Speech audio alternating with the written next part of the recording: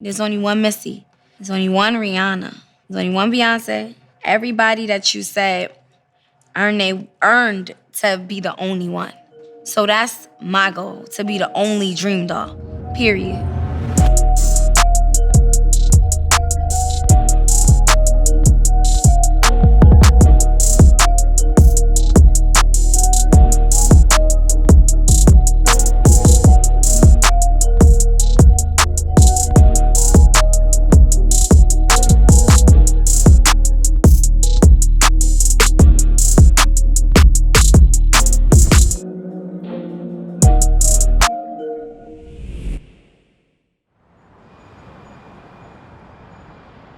I'm from the Bronx, New York. I grew up uptown, Edenwood Projects. That's where I come from. It showed me hustle. It showed me how to grind. It showed me how to work for everything I have, never give up. I have 2 sisters and 2 brothers, but I'm the oldest. I am the second mom to my siblings. I give my brothers and sisters everything I didn't have growing up. I just want them not to struggle. I moved my mom out the projects 3 years ago. That was one of the most life-changing things I ever did. My mom would wear a rainbow or pretty girls, and she would have her kids fly. We would have every Jordan every Saturday. We would be dressed in whatever designer is popping. My mom put us first, so I made sure that when I got money, I made sure that I put my mom first. So my dad been locked up since I was little. I send him money, I go see him. Now it's not as much as I want to because I be super busy and the drive is far. But I make sure I answer his calls. I make sure we speak. I make sure I'm here for him. He be there for me.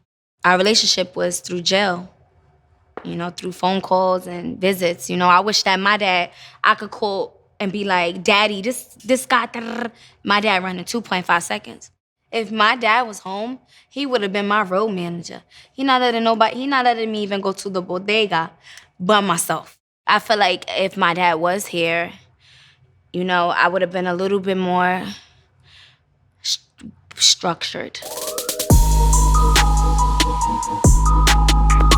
So when I was in elementary school, we had career day where we wrote what we wanted to be when we grow up. And most kids would say firefighter, police officer, teacher, and I wrote I wanted to be a star. I didn't know how I was gonna be a star, how I was gonna come about, but I knew what I wanted to do. And I'm on a journey right now. Growing up, I listened to Foxy, Kim. Kim inspired my flow a lot. I love just her confidence, and when she come on the track, a guy could even sing her verse, Just the toughness and the in her when she just even walking on track. Also, I'm a big Nipsey fan. I love Nipsey. I love his wordplay. I love his flows. It's just so LA, which is crazy because I'm a New York artist. I got a lot of artists that I love. So that's why when people ask me overall questions like who's my favorite artist or who influenced me, I feel like just the culture, period. Just like everybody takes bits and pieces from the culture all around.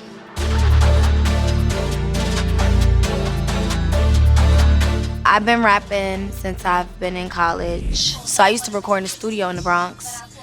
I wanted to do a clip on Instagram of me rapping outside the booth, and I freestyled off the top of my head. It's a part of my growth. I'm not mad, but I came a long way, as you can see. My grind, my hustle. Listen, I went from Dunkin' Donuts, Subways, Domino's, Burger King, True Religion, Juicy Couture, Abercrombie Fitch, Hollister, Paragon. I had 26 jobs. I'm tired of working for people. So I started working at the Pink Teacup as a waitress. And I got my bartending license. Then I started working at Starlet's, even though I didn't need it. And then I met DJ Self. And then I met Amber. I saw Dream on Instagram, so I'm Googling her, and I found out she's the hottest bottle girl in the city because she worked at Starlet, so she was a starlet, and I called Self and got him on the line. And then they introduced me to Brooklyn Johnny. DreamDoll signed to my label, District 18. We also manage her. So Amber and Dream, they jumped me. in front of the BET Awards. Like I pulled up. Like I remember like yesterday, I pulled up, I got out, I was in a G-Wagon. And I got out, and when the second I got out, it was like these two people just, hey, right here, what's up, what we doing, You signing us or what? It actually made me feel good because I'm used to artists just having a different disposition about the process. And they were like, nah, we ready to work, we ready to this, we ready to that, come on, let's go, what we doing? So it was a good feeling. It was like, I could do this with y'all. You know, y'all got the right energy. You know, it was just like good energy. Almost like if they needed something from somebody, they was gonna go get it.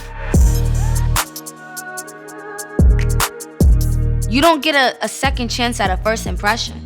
You may hate me or love me from Bad Girls Club. You may hate me, love me, or from Love and Hip Hop. Shit, you may not like me at all. But whether you fuck with me or not, my growth is undeniable. And one thing you cannot say, you cannot discredit my music. So we had a previous recording contract. You know how it is. We signed, everybody's happy. We put out a record called Who You Lovin' with G-Eazy. It did okay. Right after that, the label signed a bunch of female rappers. And, you know, Dream started getting lower on the priority list. So I called her. I said, Dream, yo, I know we defeated. Let's just do this one last time. And the reason why I said one last time, because we felt defeated twice before. And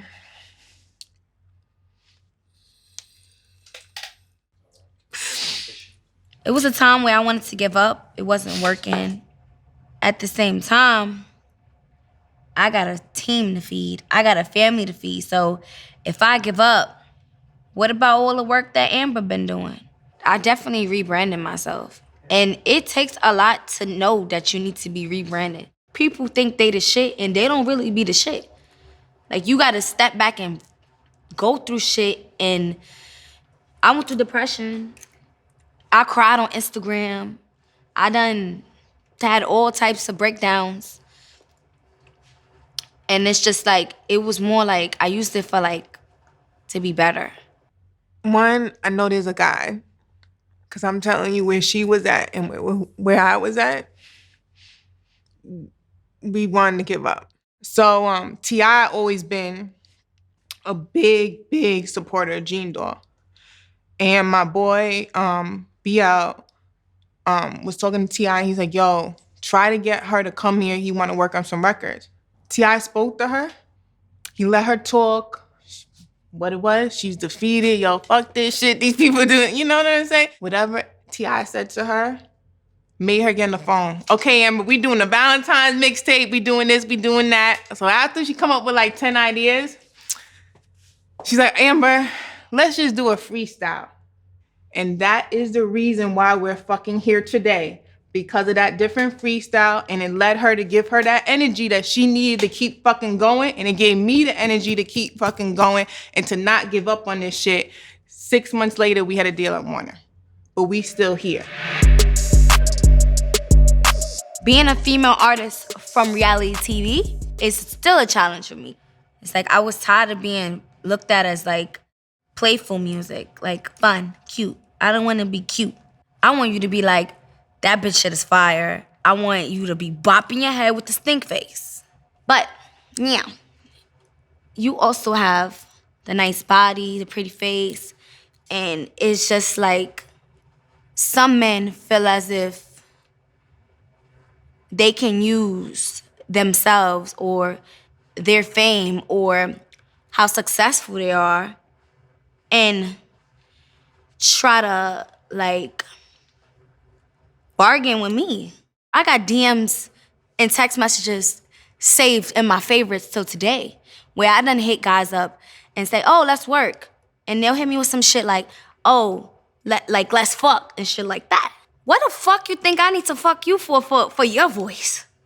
Who the fuck you think you are? It just made me go harder. It just made me keep working. She has really good work ethic, especially when it comes to the studio. There'll be times that my engineer will be at the studio and Dream is supposed to get there at 3 o'clock in the afternoon. And I'll say, all right, cool. You know, she'll be working all evening. I'll pull up like 6, right? I'll tell them I'll pull up at 6. I'll get there at 6 o'clock. And while I'm walking in, Dream will be walking out. And I'm like, where you going? You're supposed to be recording. She's like, I done did 2 songs already. Like, I'm going to dinner. I want people to know that Dream is a real artist. She's involved in every aspect of her career. She really picks her own beats, come up with her own topics, especially the emotional, provoking topics about her and her life.